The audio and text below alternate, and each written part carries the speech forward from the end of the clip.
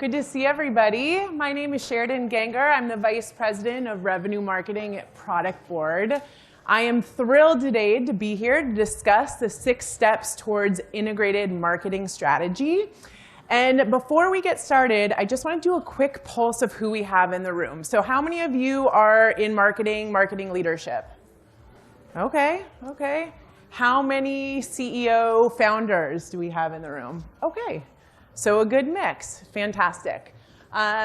We are going to go deep today. We are going to go into the DNA of what it takes to run a successful campaign. It may get a little controversial. It may get a little bit bumpy. I do talk fast, so please bear with me, and I promise you that everything that I'm going to show you on my slides today, I'll share after this. Right? I'm happy to share any framework, any spreadsheet, anything that you believe is going to help you in your job. Feel free to connect with me after, and we'll take it from there. All right. How many of you have recently been asked or recently said to somebody on your team, can we run a campaign? All right. I got this question last Friday. And you're not just getting it from one person, you're getting it from everybody, right? I call this the mountain of campaign ideas. Everybody in the room has an opinion, from your financial team, from your leadership team, your sales organization, your team members in customer success, and product.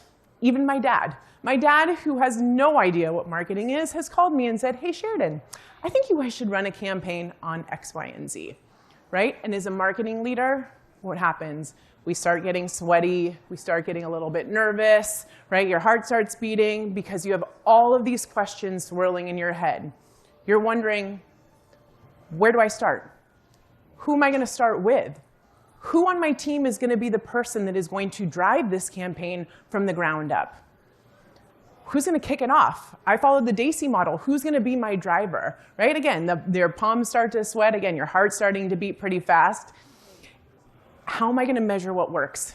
In these times, you need to be able to clearly articulate the success of your campaigns.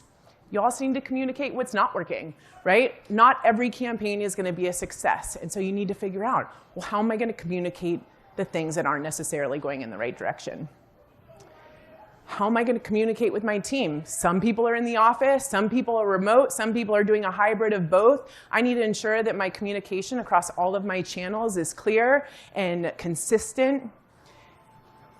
I'm going to ask everybody to breathe, right? Take a breath. We are going to get through this. This is why I'm so excited to be here on stage today to talk about this very topic.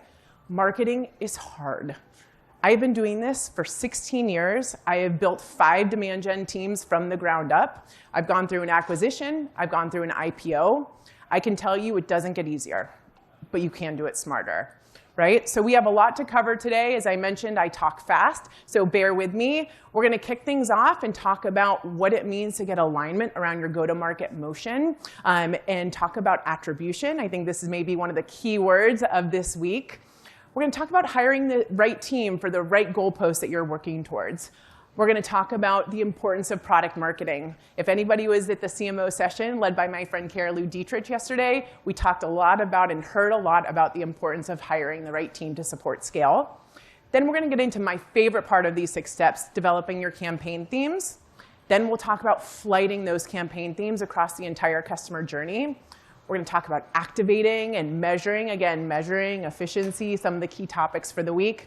And then because I know this team is so hungry for content, we're going to have a couple of bonus steps. So 25-ish minutes. I think I have about 25 slides.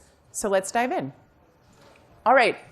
Here's a slide that articulates the importance of aligning your go-to-market motion, right? You have sales-led, you have product-led, you have different segments that you could potentially be going after from a SMB, or maybe you're an enterprise company. And you could be thinking, Sheridan, this is table stakes. Like, I already know this.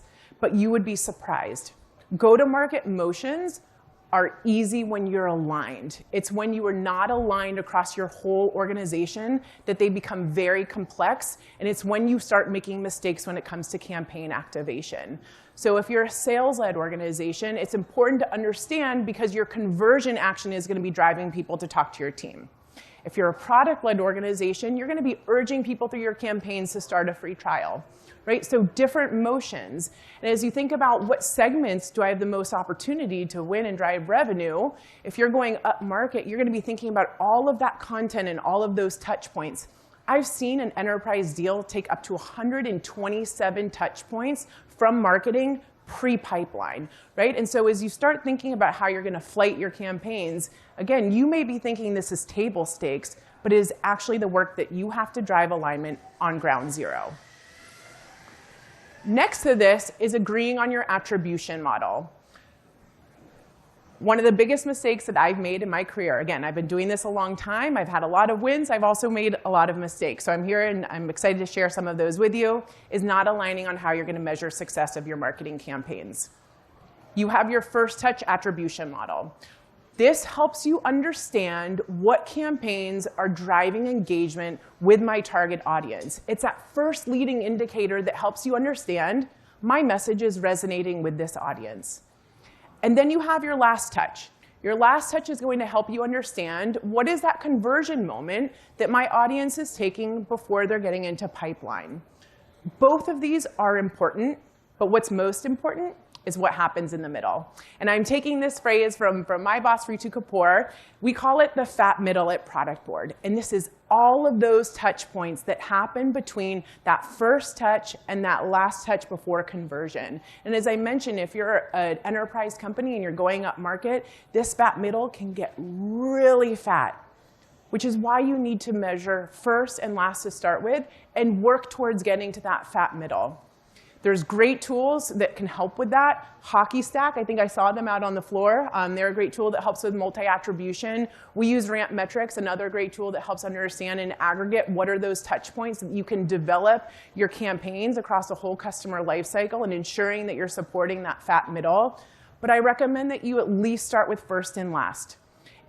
And in talking about alignment, it's important that you are aligned with your team. If not, you're going to find yourself in two worlds of pain.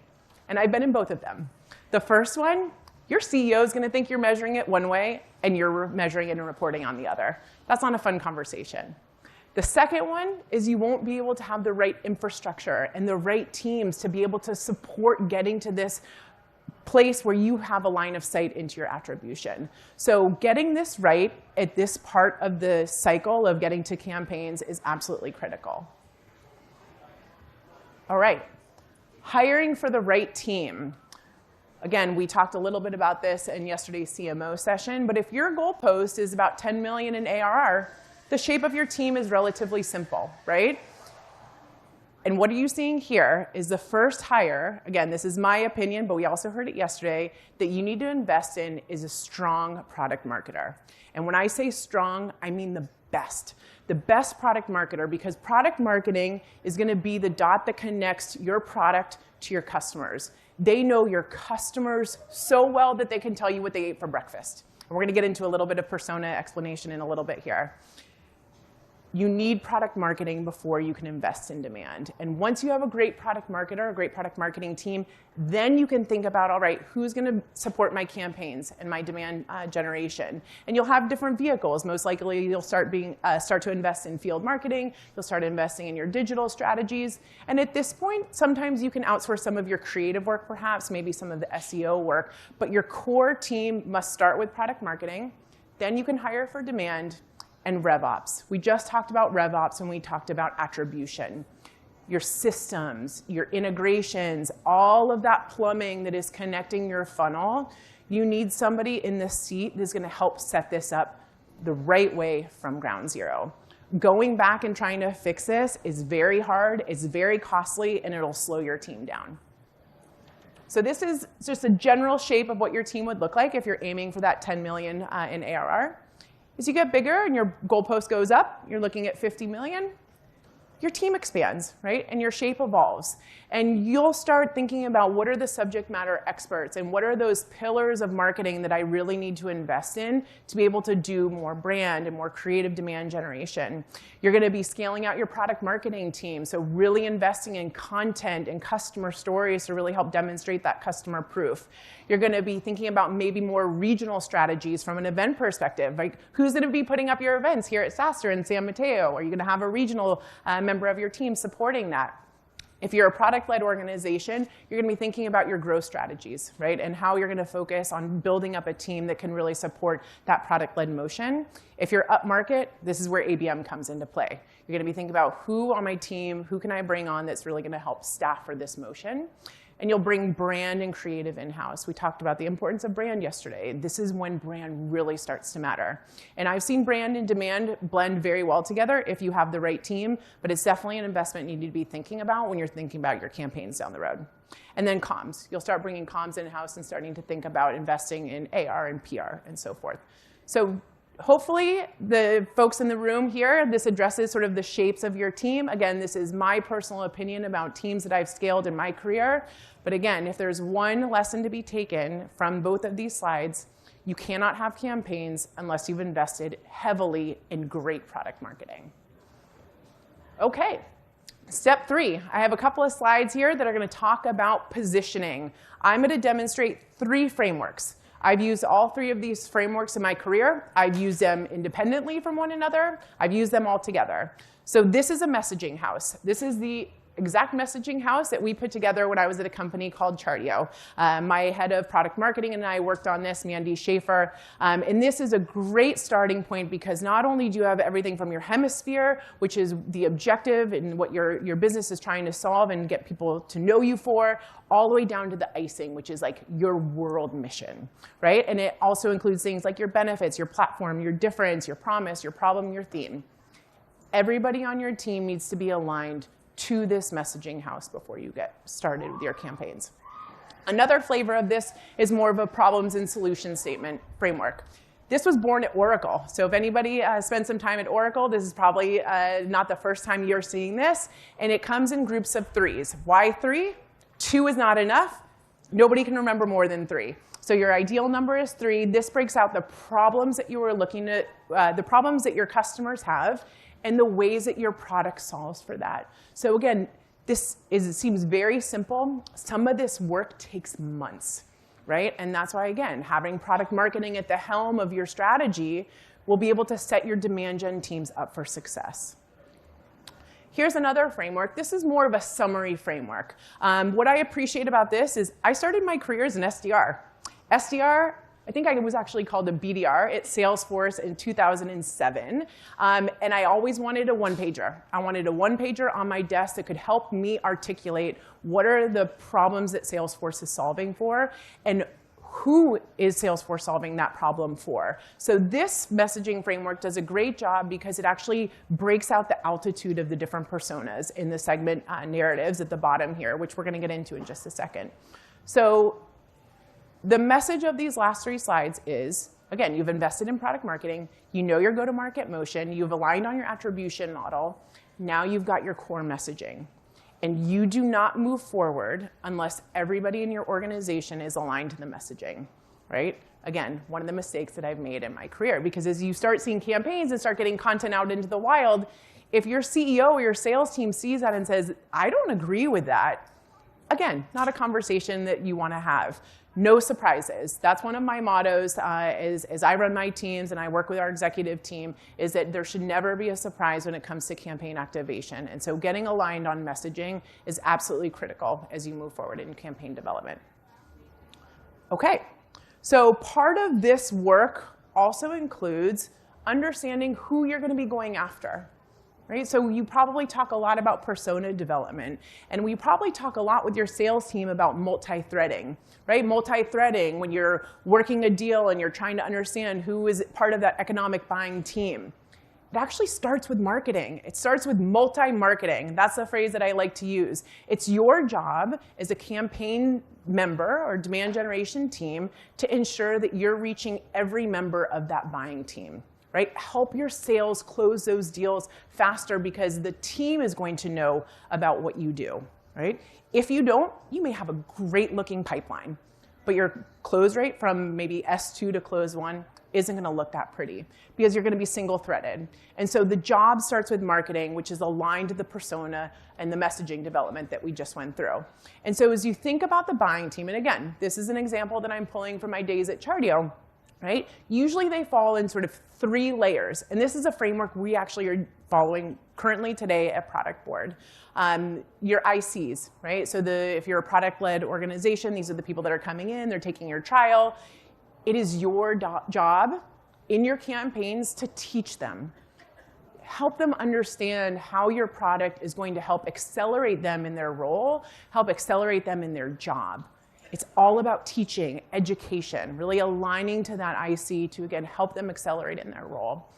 As you move up the ladder within that economic buying team, then you're going to start thinking about that champion, right? So at an enterprise company, this could be a VP. This could be an SVP.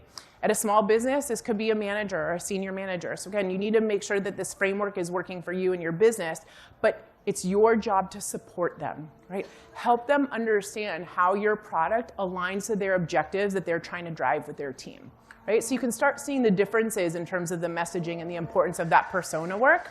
And then you have your economic buyer, right? We all know now, even if it's a $10,000 deal, it's going all the way up the chain, right? And so your job as a marketer is to ensure that you are developing campaigns that also help that economic buyer understand how your product is going to align to the business problems that they're trying to solve for. So I'm going to give you an example. When I was at a company called Nitro, which is in the PDF productivity space, I was hired on to build out their enterprise marketing strategy. And as I came on board, I started to get to know the business. What stood out to me was that people were coming in the door because they knew we were a cost-effective solution against Adobe. Sure, we can save you 50% on your total cost, right? And bring in Nitro and help replace your entire estate and save you a ton of money, right?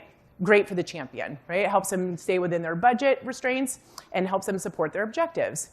Not great for the economic buyer, right? So we were selling into the CIO, and they had different initiatives. And so we built out a strategy called the Cost Plus One play. This was in collaboration with our sales team, and it helped us develop campaigns that aligned to the plus one strategies that were important to the office of the CIO. Reducing your carbon footprint or driving digital transformation, standardization, consolidation. Those are topics that are important for a C-level. So while your messaging seems sort of, again, table stakes, I'll use that word again, how you develop that persona work is so important. And so that's why I really love this slide. And I encourage everybody to, again, take this and do an exercise with your team to ensure that you understand who the economic buying team looks like. And then you can go deeper, right? Then you can start building out persona frameworks for each one of those members. This is a standard persona document. You can probably find it on the Product Marketing Alliance website. This is Agile Andy. This was one of the personas that we were targeting, again, when I was at Chardio. I'll be using a lot of examples from my time as a VP of marketing there. And this helps you understand how you're going to connect with these personas on a very emotional level, right? When you think about the channels that you're using, LinkedIn, Facebook, events, email, you need to be able to speak to these people like you would if you were walking down the street. Right? So the persona work, again, may seem like you kind of just got to do it, but you just kind of got to do it, right? You can't think about the messaging that you're going to put in front of these buyers, these prospects, unless you really get to know them. And again, this points back to the importance of product marketing. Okay, so we went deep in messaging. We went deep in personas. I know everybody's getting excited. Well, when are we going to get to the campaigns? Here we are. Out of this entire slide presentation, this is my favorite. And this is a framework that I worked on with Carrie Lou, who I think just stepped away. She and I did some work together at Product Board. And again, this is a similar framework that we did at Chardio. And what you're seeing here, you're probably shocked, right? I thought we were going to be talking about campaigns.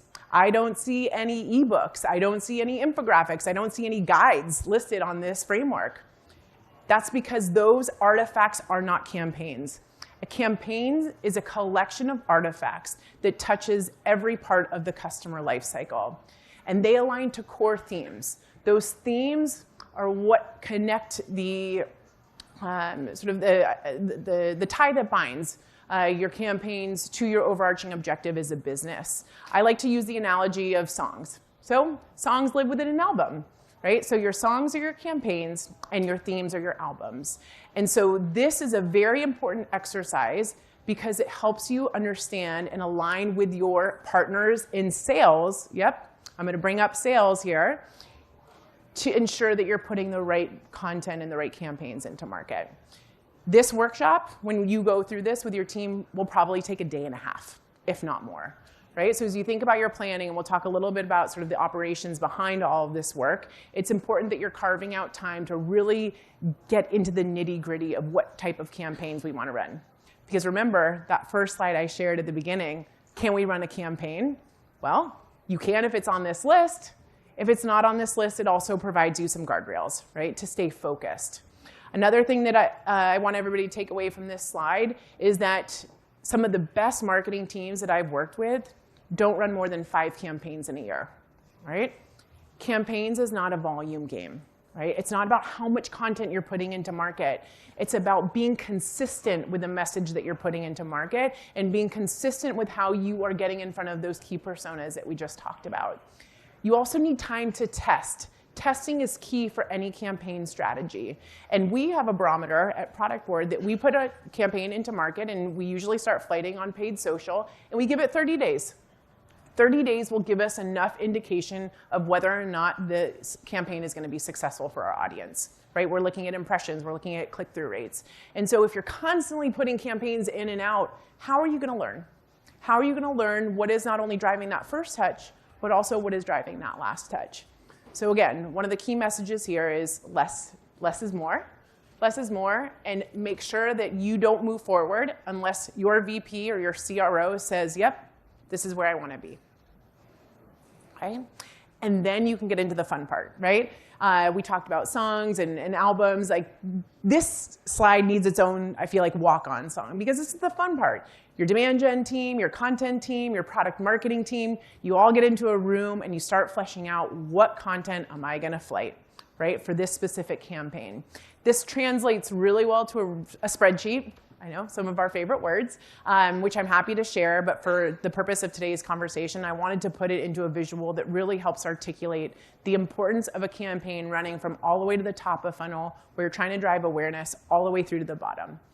It's also best practice to create 2 assets per conversion stage, right? Again, always be testing, always be learning. After a while, you're going to start to see patterns, right? So at Product Board, over the course of the years of running demand generation, we know that ebooks are the top performing content type to drive top of funnel, right? And so when somebody says, oh, should we do an infographic, or oh, should we maybe test this different piece? Nope.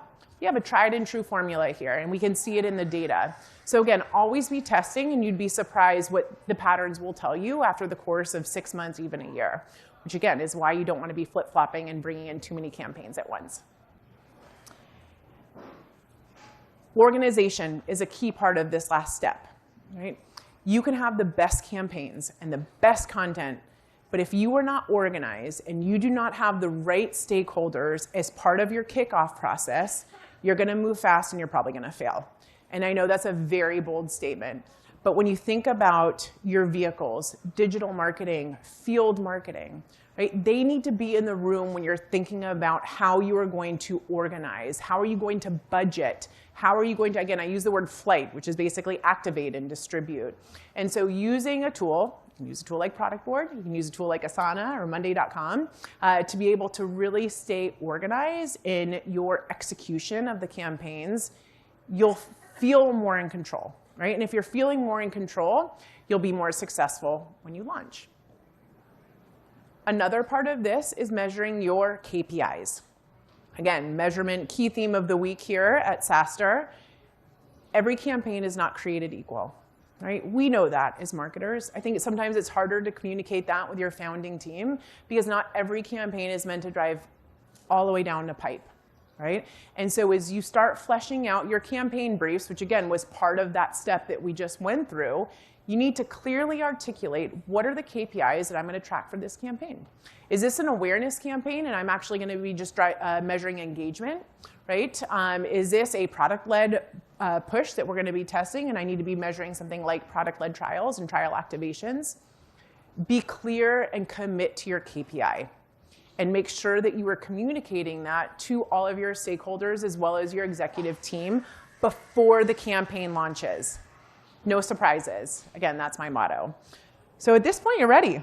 You're ready to activate. You have aligned on your go-to-market motion. You've aligned on how you're going to measure your attribution. You've staffed your right team to be able to develop the right messaging and the right persona information so that the campaigns you develop across your entire customer lifecycle are on point. You're ready to go, right? So that's the 6 steps.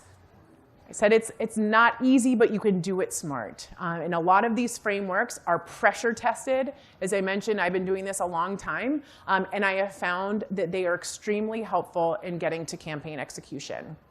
But as I mentioned, I think this room is hungrier for more. So I'm going to sprinkle in a little bit more bonus content and take you through to a step 7. We're going to cover a little bit more in terms of campaign metrics. I'm going to talk about ROI. Again, another key theme of the week. I'm going to present an executive scorecard. Right? Getting alignment on how you measure your success as a marketing organization is key, right? And it can be fluid. It can be iterative. You may make some adjustments as your business scales, but getting into the rhythm is super important, so we'll touch on that. And then how do you bring everybody along for the ride in terms of campaign comms? So let's dive in. I have about 4 more minutes, so perfectly tracking on time. This is a ROMI framework, so Return on Marketing Investment Framework. Again, we use this at Product Board. Happy to share it in spreadsheet form. It doesn't really translate well to a slide. But this allows you to measure and continue to measure the return on your investment at a campaign level. It is very challenging to measure your ROI if you're looking at your campaigns by asset. So if you remember that slide, my favorite slide, campaigns aren't assets. They're a collection of assets that touch an entire life cycle. And so being able to nest your artifacts under larger campaign themes will allow you to articulate clear ROI. It's still important that you're measuring all of your investments by channel and by artifact, but you can house that in your briefs, right? When it comes to executive communication around your ROI, using a ROMI model has been super helpful and valuable. It also helps you predict what could close, right? Enterprise business, it takes a long time. Sometimes it can take over a year from first touch to deal closing. And so you don't want to go in and say, oh, well, this campaign wasn't successful in terms of ROI when your pipeline is still baking, right? We use that phrase a lot at Product Board. It's still baking from MQL to S2, from S2 to close 1, especially, as I said, on the upmarket. And so you can predict what that potential ROI will look like. You need somebody in RevOps. Again, see how it's all connecting together to help you understand what are your conversion rates to close. And then you can say, I anticipate at the beginning of this quarter, here's how much ROI this campaign will drive. Right? And then you do it again at the end of every quarter. Sometimes this can take you 2 years, and you'll be working on that same spreadsheet for 2 years. It also looks a little bit different if you're a product-led organization. So as much as I want to say a lot of the things I'm sharing with you are a one-size-fits-all, it's not. It's going to take a little manipulation depending on your business, but the frameworks are what counts. So this is a ROMI model looking more so on the product-led metrics. And then you have your monthly scorecard. This is a discipline as a marketing leader I encourage everybody to get in the habit of providing. This can nest within sort of like a go-to-market reporting pack. If you have a go-to-market ops team that's presenting quarterly results or monthly results, it could also live independently, right? And you could be sharing this as part of a demand gen digest, if you will, every month. But communicate the results. Don't hide behind them, right? Not every part of your funnel may look good right now, right? But own it. Articulate why things are up, articulate why things are down, and bring that context to the conversation, but surround it around a framework. And so this is a monthly scorecard. This is, again, what it might look like if you're a product-led organization. So this has been extremely helpful when you're trying to just get everybody aligned on how you're going to communicate marketing metrics. This is what also could live on your CMO or your vice president's dashboard, right? So getting alignment at this stage is also important. Okay, I've got 1 minute left, and I want to just close it off by communication. I'm very loud. I'm an extrovert. I'm probably the loudest person in my organization. And not only am I loud in person and I love to speak with people, but I'm also very communicative when it comes to Slack and email comms, right? So when we launch a new campaign, we let everybody know. We don't let them know every fine detail. That's in the brief, right? And that's usually for the marketing team to know. But we're very vocal about what you need to know as a seller, what you need to know from a CS perspective, maybe even in product if you're running a campaign around a specific product release. So when you launch a campaign, you let your team know about it. Slack is a great communication tool for that. When you change anything operationally, it's imperative that you let your team know. Losing trust from your sales team is one of the biggest mistakes any of us as marketers can make. When you're changing routing, scoring, anything that's going to impact what hits their dashboard in the morning, be proactive and let them know that that has changed, right? Even if it's outside of your campaigns, it's all part of the plumbing. It's all part of that process. And when you make tooling updates, right? We're meeting a lot of great technologies here this week at SaaStr. Maybe you're going to be bringing on some new tools. If you're changing anything, if you're launching anything that's going to help improve how you're converting, let your team know about it. Recently, we launched qualified smart forms. And we did a huge announcement across our sales organization, the SDR channel North America, the EMEA channel, across all of the key teams that are going to be impacted by how their meetings are booked. We let them know about it. Right? And my favorite one, and I'll close with this, is sharing the small wins. Right? It's hard. Marketing right now is hard. We all know that, and we're all feeling it. And so something that I encourage my teams to do is celebrate those small wins. It could be something of an impression share that we gained or some leading indicators that we're seeing on paid social. My head of digital, Danielle Bellinger, launched this at Product Board, and it's my favorite Slack channel because it's open. Right? And there's no critique. It's just, this is something cool that I'm seeing in the data. And you'd be surprised about how many people rally around those small wins. All right, so that was the bonus content. A couple things to remember. Align all your stakeholders, right? It's a marketing team's job to run the campaigns, but you can't run a successful campaign unless you have 100% alignment across your entire go-to-market team. Build your journeys based on that motion. Again, a lot of table stakes, but if you are confused at all about whether or not you're driving a sales-led conversion or a product-led conversion, go find your CEO today, please, and get alignment on that. Be clear about the intent of your campaigns. Not every campaign is created equal, and that's okay, right? That's okay. Own it. Just make sure you're communicating it in your briefs. Hire for the best PMM. I can't emphasize this enough. Hire for the best. Hire the people that are going to know what your customers are eating for breakfast. Execute strong campaigns, not more.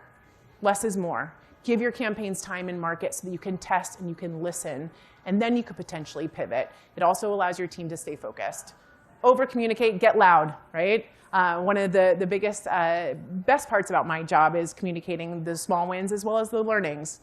Make sure that you build this into your operational model. I'm happy to have any discussion around how long this takes, when should I be building that framework, when should I be doing this, and you should build it into your structure of your team. Have calendar invites, in fact, and retro your results.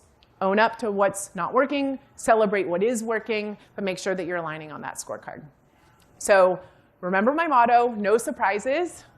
Marketing is fun. It's not easy, but it's fun, and you can do it really smart. And so I hope that everybody found today's session valuable. We covered a lot. I'm happy to answer any questions, and as I mentioned, I'd be more than happy to share any frameworks with anybody after the presentation. You can connect with me on LinkedIn. You can send me an email. I've been doing this, as I mentioned, 16 years. I love the power of marketing. I think it's such an important function to be able to connect with your prospects and your customers on such an emotional level. So happy to open it up to questions.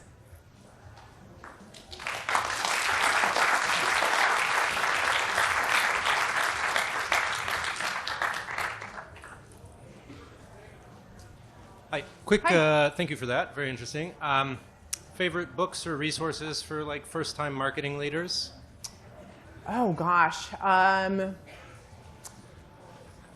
is a great question. I'm trying to think. I've been reading a lot of kids' books recently. My 6-year-old is learning to read. I have like 3 favorites. If you connect with me after, I'm afraid I might botch some of the titles of those book names, so I'll get back to you. Hello, thank you very much. Could you maybe talk a little bit more about the marketing team motivation? It should be more connected to the marketing team KPI and result, or should be more in line for the end sales result? So I just want to make sure I'm answering your question clearly. When you're talking about marketing motivation, Marketing team motivation, like bonuses, etc. Do you more connected it to the amount of the MQL, SQL, closing, like meetings, Okay. or you connect it more to the, let's say, end sales, to the how many revenue are really Yeah. closed from the campaign, from this activity? So great question. I orient my team to revenue, right? So we are a revenue organization. So our North Star is our net new revenue that we are driving, or expansion revenue, depending on which team that we're speaking to. But we also focus a lot on those leading metrics. So pipeline is something that we orient ourselves around. But I don't feel like I'm 100% confident that I'm answering your question. No, So it's exactly. It's my question is focused, okay, on the end of the day, I will pay quarterly bonus to the marketing team due to the amount of, let's say, achievement on the MQL they bring, or amount the meetings they generate, or based on the, okay, how many money we are bring on the end to get together with the sales. Yeah. Especially when it comes to like performance variables and measuring performance from a team perspective. I would say every business, it's not necessarily a one size fits all, but again, orienting people to what your revenue goals is absolutely important. You may hear some objections. Well, we're marketing, we can't necessarily control everything that happens from S2 to close one, but you should have a goal that is revenue oriented, and then your leading goals again will be pipeline, because that's what we need to do. We need to tee up pipeline, and we need to drive that coverage for the sales team. But being clear to your team is most important about that, right? Because there's a lot of teams that I've worked with that they're not really clear how they're being measured, right? And so getting alignment on that measurement is very, very key at the beginning stages of any marketing team development. Thank you, Ash. Thank you. All right, keep them coming. Hi, thank you. So the company I work for is in a sales-led enterprise motion. Okay. Sales has been in an ICP model for over 2 years, and marketing is yet to follow suit. We're finally now merging operations together. I'm going to own RevOps to cover both. Do you have any advice on how to get marketing to align in the sales-led enterprise motion, and where do we start? Because ABM is such a different world, and it's like rarefied air to do it right. Yeah. I'm curious to know if you have any advice. I have a ton of advice. I've scaled 3 ABM teams in my career. There is a lot that goes into getting to that point of campaign activation, and you mentioned the ICP. I think the ICP work is absolutely foundational, and I'd love to learn more about sort of how you're thinking about that and that framework. The slide I shared around really mapping out that economic buying team is super helpful, and just, again, gaining that alignment. Tooling, I would say, is also critical here, and there's some amazing tools out there. So we use 6 Sense. Latany's book is on my list, by the way. For the fellow that asked me about the marketing books, Latany's new book that she just released. So tooling is also key there. And just sort of workshopping what accounts have been coming through, right, that sort of meet that ICP is going to give you a good line of sight into what type of campaigns and personas you want to be going after. So sometimes I would say what's already in front of you in the data is going to be your best starting point. Maybe even sort of your first starting point is really starting to uncover who are the accounts that are coming in, getting through, and then what are the profiles of those accounts, and then doing some of the work with the personas. So you can say, all right, maybe for my first flighting of my first enterprise ABM campaign, we're going to be going after sort of like the champion and maybe the executive member, and then we're going to be doing it in X, Y, and Z fashion, while then supporting sort of that lower level champion with some specific content. So that's great. I can, again, happy to connect with you offline. I did a presentation with the qualified team on the ABM blueprint, so I'm happy to share that slide deck with you, and again, we can unpack it offline. Thank you. Hi, thanks. I'm pretty curious about your experience with tools to getting to know your persona and all of these like different layers, and how often do you update them?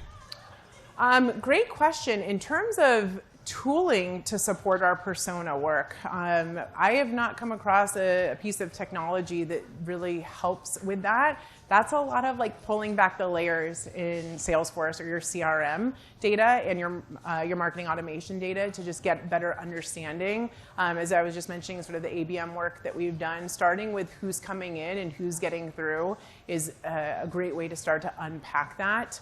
In terms of like the MarTech stack, I'm happy to answer some of provide some details into the tooling that I have found most helpful in scaling not only the product-led side of the house, but also the sales side part of the house. But the persona work is really like hands-on. You just got to get into the deals. You got to pick up the phone.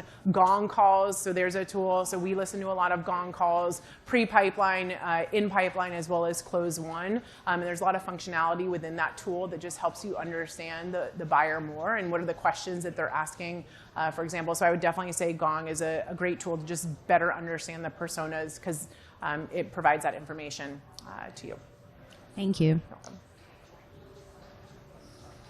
Hi, I have 2 questions. So I'm a founder of a B2B company and we're sales-led, and we've invested a lot in outbound and have done pretty well with outbound SDRs, but we haven't done a lot of demand gen. Okay. We have one marketer who's basically like a product/content marketer Okay. who's pretty mid-level, but it's hard to know where to go from there. Like, is it a demand gen person who's also a manager? Is it a VP?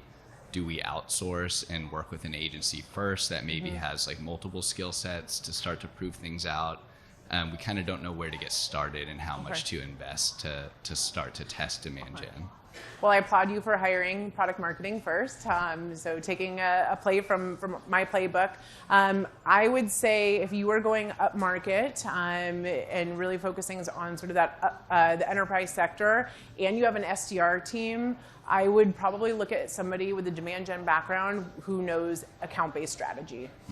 So you're probably looking at higher ASP, so maybe less volume, looking to do probably the one-to-one, one-to-many to get started with. So again, somebody with a profile to really understand how to get into accounts and be able to, again, multi-market, multi-thread, and tee accounts up for your sales team, right? That's the role of an account-based marketing manager or director, is to understand out of all of your named accounts, right, where do they fall in their life cycle. So again, we use a tool, 6 Sense, that helps us understand, okay, out of our X number of named accounts, how many people are in aware, how many people are in consideration, how many people are in decision, and then you can do account-based plays across digital, display, email, right? And then you also weave in your SDR team. So curious to know where your SDRs sit in that mix. Are they reporting into marketing? Are they reporting into sales? I've seen it work both ways, but I would say regardless, it's important that they're dotted line to the tooling and the messaging, because what we've been able to do is build out dashboards specifically looking at signal within an account. And so then our campaigns team can understand what that signal is and develop campaigns to help push people forward.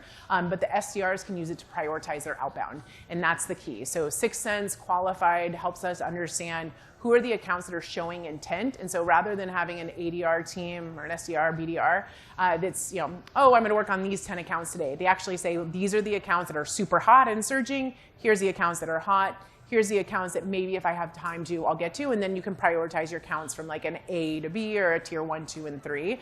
So I know your question was like, how do you staff for that? I would say, again, keep building out that product marketing arm, and then think about your demand gen arm from the lens of account-based strategy and somebody that has experience working with SDRs, because this is when you go all bound, right? And I know we didn't get into this today's discussion, but the best marketing is all bound marketing. So you have obviously your inbound funnel and you have your outbound funnel, but the best is when they work together, right? And you're using the inbound signals to go outbound, and you're using outbound signals to support inbound.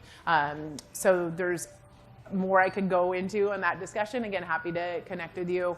I have managed BDR teams in my past. I was a BDR as I got started in my career in SaaS. But again, I would say demand gen with a flavor of account-based strategy. Cool. Sorry, one more quick question.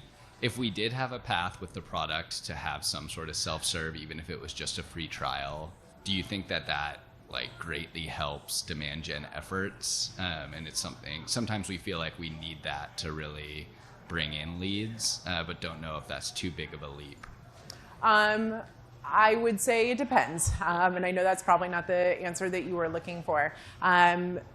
It depends on how complicated your product is to use, right? So if you're bringing people into the product and they're finding like they're losing their way, they're not going to want to talk to somebody in sales, right? However, if you run a free trial that maybe isn't as hard, is difficult to use, but you have more of a trial assist role that's there to support people and get them successful, that's what we did at Chartio, then I've seen it work very well. So I think you have to understand, like, one, what does that free trial experience look like? And is it set up to feed my sales team? Or is it going to be set up where my sales team is going to become like a technical onboarding specialist? And if so, that's okay, but you just need to think about the profile of the person that you're putting in front of those folks. So that would be my advice. Thanks. Time for one more? Time for one more. Awesome. Just for context, product leader in a product-led, mature, and sort of stagnating growth. We have many of the roles and functions, activities, and artifacts that you were going over.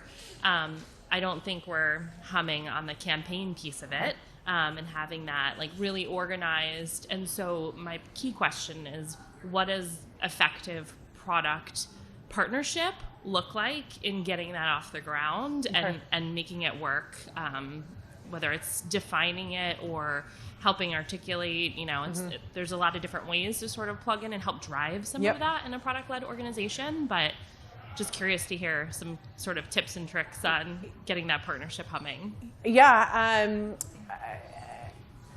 I think it definitely can be done.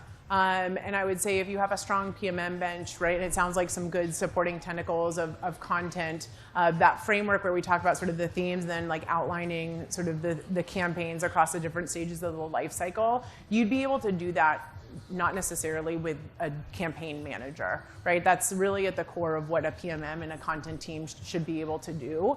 What your demand gen team would be able to help with is those vehicles of how are you going to distribute that. And so if you don't have that, I would look at, like, do you have a community-led motion?